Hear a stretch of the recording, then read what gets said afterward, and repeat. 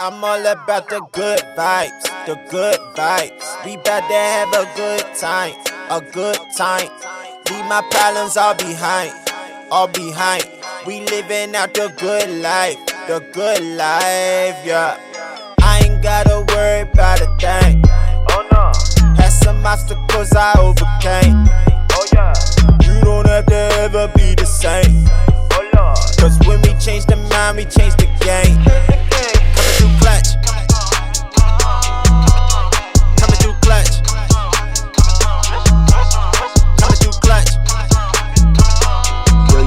Yo, what's going on, everybody? It's your boy Kenny Clutch on another episode of the Clutchvision podcast. I have a very, very special guest in the building today, Miss Chelsea Wagner of the National Cancer Pediatric Foundation. Ladies and gentlemen, this woman here has been, growing with us, following us, and we've been following her as well, too, over the past year or so. And she actually got Christian in his very first talent show last year out here in King of Prussia, PA. What's going on, Chelsea? Hey, I'm doing great. Thank you so much for having me. I'm very excited. Yeah, thank you for coming on. So how are you guys doing? I know that you guys are working from home right now. So what has that experience been like so far with, the change in the climate, I guess? Yeah, it's been different. We've definitely seen, unfortunately, a decline in people supporting foundations right now just because of everything that's going on with the pandemic, which we completely understood and we expected. We're just trying to bring awareness that, these kids that are going through cancer, being in quarantine and away from the world is nothing new to them. Yeah. When they're going through treatment, they have to stay away from everybody. So we're just, trying to bring awareness that this is an everyday life for a kid battling cancer. 43 of them are diagnosed every day. And we just want everybody to understand that we still need your support. Research must go on. And we want to find a cure for this. So yeah, for sure. And so give us a little bit about your background on how you got into the foundation. Yeah. So actually, I am a pediatric cancer survivor myself. I was diagnosed with a really rare form of bone cancer when I was 15 years old. Like you yourself, I was actually a dancer growing up my entire life. I was a ballet, lyrical, more contemporary, and I was out in LA on a scholarship dancing at the Edge, and my leg just gave out and I couldn't walk. They thought I sprained my ankle. I came back home to Florida and found out that after lots of testing, lots of MRIs, I mean, you guys are not new to that. You understand this process. Right. They found out that I had a really rare form of bone cancer. There's only 200 known cases in the world at the time. This is 2005, I'll tell you. Right. And there was no treatment plan for the type of cancer that I had. The only option at the time was amputation. And to a 15-year-old child who dance was my world, that wasn't an option. Like, I found a doctor who was going to take a chance and he was going to do an experimental treatment with me. And luckily it worked. It took a few tries. I had 7 different surgeries throughout high school. Yeah. But now I'm able to walk again, dance. I can do everything that I did prior to it. And it's all because of research and experimental surgeries and treatment and advancement in medicine. And that's why I'm so passionate about, working with kids with cancer and funding research and finding a cure and better treatment for these kids. Wow. So, now 15 years later, here I am working for the National Pediatric Cancer Foundation, getting to work with wonderful families like you and Christian. And I'm just so blessed to be here and have this opportunity to speak with you and kind of raise some more awareness for pediatric cancer. Wow, that's amazing. So what was that like, finding out that you had a rare form of bone cancer, like mentally, what was your drive to push through as in your 15 as well too? So it was looking back on it now, I can appreciate what I went through. But at the time, I was very angry. I was very why me, type of mentality. But I was also very determined. They told me I was going to go back to school in a wheelchair. And I was like, absolutely not. I will not go back. So within 2 weeks, I was on one leg, on crutches, working. Like, I was determined not to be the sick kid, because back then, no one talked about pediatric cancer. It wasn't a thing. Like, kids didn't really get cancer. No one spoke about it. It's become more more aware nowadays, but back then, I was just the sick girl in high school, and I hated that. I hated being known as the girl on crutches, the girl who almost lost her leg, So that really drove me to be, not the sick girl. I tried so hard to cover it up. I didn't really talk about it back then. Mentally, I didn't accept it until probably like 7 years after it happened is when I really came to terms with everything, when I was in college. And my sister kind of pushed me to start telling my story and sharing it, and not wearing jeans every day and covering up my scars. It was a hard thing to come to terms with. Yeah. Wow. Wow. Yeah. And for you, so like for your family like that, because I know as a parent, I haven't had cancer, but as a parent, my son, obviously he went through cancer, which is why I'm wearing orange today, guys, which is representing for leukemia, making Yep, I love that. awareness. But I know as a parent, it was a difficult situation, especially because you have to do so many different things with your family and stuff like that. What was your parents, what was their mentality like during this time?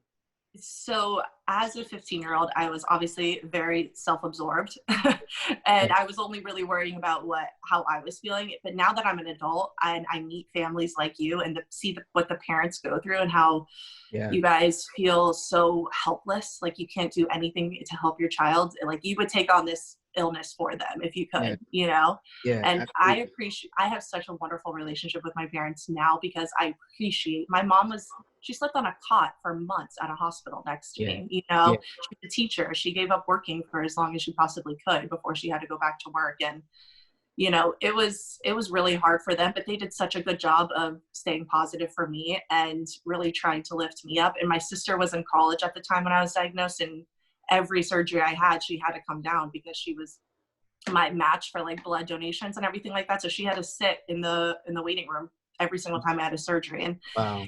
I appreciate it so much now. I wish I could go back and be nicer and more appreciative to them during all of it. But, my sister is better late than never. Exactly. My sister's my absolute best friend. We've lived together for 3 years. We're attached at the hip, honestly. But it was because of them that I honestly was able to lift myself up out of this negative headspace that I was in. I was not happy. I definitely went through a depression for a couple of years. My whole world was dance. I thought I was going to go on and be a professional dancer one day, and that was just taken from me. So, I had to get used to what's my new path in life. I had to find my new direction, and luckily I did, and I was able to pull myself out of that rut and really appreciate life now. Like more than anything, I'm so blessed to be here. And I'm so, happy that I have this job where I get to help kids go through something that I went through. And I truly am a firm believer that things happen for a reason. Absolutely. Even though I think cancer is terrible, it happened to me to put me in this place where I can work with kids like this. So, I'm lucky. Because you had to have you kind of like had to have the experience in order to get to this position right now, because it'd be hard for you to probably understand and grasp, fully had you not, going through that. You know what I'm saying? Absolutely. So, and that's what I mean. Like sometimes I preach about, people, they may have a passion for something, but they didn't really necessarily go through the struggle or trial and tribulation in order to propel that passion. So sometimes they may be working within the wrong passion. Like it's like I'm passionate about basketball, but I'm not going to go out and try and be an NBA player. You know what I'm saying? And like it's a difference. So we have to be careful and really hone in on, truly what is it that we are supposed to be doing, in life. And you're dealing with other people's lives as well too. So like it's a really, really big deal. Now you guys with the foundation, you guys have how long has this foundation been around? Since 1991, so 29 years now. 29 years. Wow. And so how many kids have you guys helped? I don't even know if you have a grasp on that. It's thousands now at this point, right. Which is, it's amazing. But, now that we're national, it's just going to keep happening. And we were just, for the first like 25 years, just a local Tampa based organization. And now we've been able to go national, and our reach has definitely grown a lot. Right. So I remember us speaking about this earlier, where you said that a lot of the funding that goes to pediatric cancer or whatever, it's kind of a low percentage. Can you Yeah. speak a little bit? Yeah. So with the government funding, only 4% of the billions of dollars that goes to research goes to actual pediatric cancer research. So a big mantra that everybody says is our children are worth more than 4%. And that's why NPCF is here. We're here to fund the research that the government isn't going to fund, like projects that wouldn't get off the ground. We're here to fund those groundbreaking projects. So we will find a cure. And, we work with 24 different hospitals across the nation, doctors, researchers, and it's a collaborative approach. So any findings that all of the doctors, find, they have to share their information with one another. Right. So that's why we're hoping that this will help us find a faster cure, because we have hundreds of amazing, brilliant doctors working together on all of this research. Yeah, that's amazing. Yeah. So only 4%, that's ridiculous. Yeah. Like, because when you really think about it, that's really not a lot at all. And all the millions of kids that are going through this right now, it's like, what about us? Exactly. It reminds me of that Michael Jackson song. They don't really I care love that about song. us. And I'm just like, because I'm thinking about it, and I'm saying to myself, like, you said that 43 kids are diagnosed every day. And that's just in the U.S. That's not just worldwide. In the U.S. Yeah, that's just in the U.S. So wait, 43 kids. An entire, 2 school classes, pretty much, of kids are diagnosed every single day in the U.S. So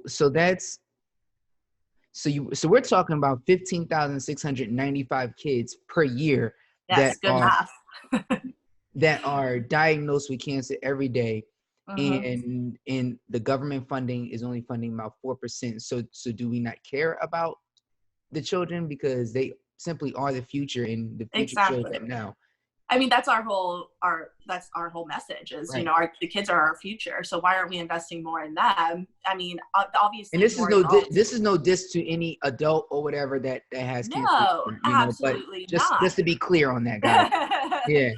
I mean, obviously more adults do get cancer because it's a bigger, right. It's from 18 to 100 years old. You know what I mean? So the range of age is a lot larger for adults than it is for kids from 0 to 18. We're just trying to advocate, and hopefully, one day maybe they will give more funding towards pediatric cancer research. Absolutely. That's the goal, the end goal. Yes, absolutely. So tell us about the campaign that you guys are doing. Yeah, so right now we have a 43 challenge going on to bring awareness to the 43 kids who are diagnosed every day. We're asking people to do honestly anything with the number 43 push-ups a day, walk for 43 minutes, or run for 4.3 miles, ride your bike for 43 minutes, draw 43 inspiring cards for kids with cancer a day and send them to the hospitals, or bake 43 cookies for the nurses at the hospital, the doctors, just anything. And then post about it on Facebook, do the hashtag 43 challenge, hashtag NPCF. We really just want everyone to be aware that pediatric cancer is a lot larger. It affects a larger group of people than anyone knows, because unfortunately a lot of adults, they don't want to talk about it until their child is affected. You know what I mean? No one wants to think about their child ever having cancer, which I completely understand, but it's happening, and it needs to be. I think we should push, more parents to speak on it. I believe that, listen, number one, there's nothing to be afraid of, nothing to be embarrassed about, because at the end of the day, there are people that have a heart in this world, believe it or not, there are people that have a heart in, and I'm, my family we're the beneficiaries of that as well, because at first my wife and I, we weren't going to say anything about, Christian and him having cancer. But look what it turned into. People are being blessed all over the world just by the positive message that we're spitting out here. Exactly. And everyone has a story to share. You know what I mean? And you shouldn't be ashamed. It's not your fault that you got cancer. And at first, that's how I used to look at it. I'm like, why was that? Why am I sick? But it's like, if I can be a beacon of hope for anybody, if it's one person that my story can change their outlook and their view on life, then I won and I've helped somebody, and that's all I really care about is, helping, especially children. That's what I'm most passionate about. For sure. So dealing with this, with the pandemic right now, what advice can you give to parents and those that are fighting pediatric cancer right now? Obviously stay inside. Because their immune systems are obviously affected. Yes, because their immune systems are completely affected. They're the most susceptible to this disease right now, to this virus. So stay inside, but just have fun. If you're going through this right now, start sharing your story on social media. Start being, putting it out there and letting people really understand what your family is going through, and let them know that this virus is serious, and that especially for your kids, so stay home, stay safe, and take care of your children, but have fun, draw some pictures, keep it positive, listen to your podcast because you're spreading positivity left and right. But I want them just to have a good time, make the best out of it. I know it's a terrible situation, but if these parents can keep their kids busy and keep their mind off of what they're going through, it's going to help them so much in the long run. Amazing. So where can we, donate? What's the info? How can people get involved with the National Pediatric Cancer Foundation? So go to our website. It's National PCF, as in Pediatric Cancer Foundation.org. You can learn about everything that's going on there. We have a virtual walk going on that you can participate in, a walk/run that you can sign up for, a virtual fishing tournament. We're trying to go virtual now because no one can be with one another. So we're just trying to think outside the box and still bring as much awareness to these kids as possible. There it is. And where can they find you at on Instagram, Twitter? So it's at Pediatric Cancer. And then Facebook, we're the National Pediatric Cancer Foundation. Twitter, it's at Pediatric Cancer as well. There it is. Everybody, listen, we need you guys to go ahead and support this foundation. Make sure that you guys are, donate what you can. Obviously, at the moment right now, we understand everybody is going through the same exact thing. But if you can't, donate, go ahead and at least share, support that way. Share the information. The more awareness that we can get, the more we can gain to go ahead and find more cures for these different cancers that are out here in the world, especially affecting our children, which are the future, guys. So please make sure you like, subscribe, comment below, share this with your mama, your daddy, your uncle, your auntie, your sister, your brother, your stepsister, I don't care, somebody. Share it with somebody, your wife, your husband, somebody that needs this message right now. Share this information.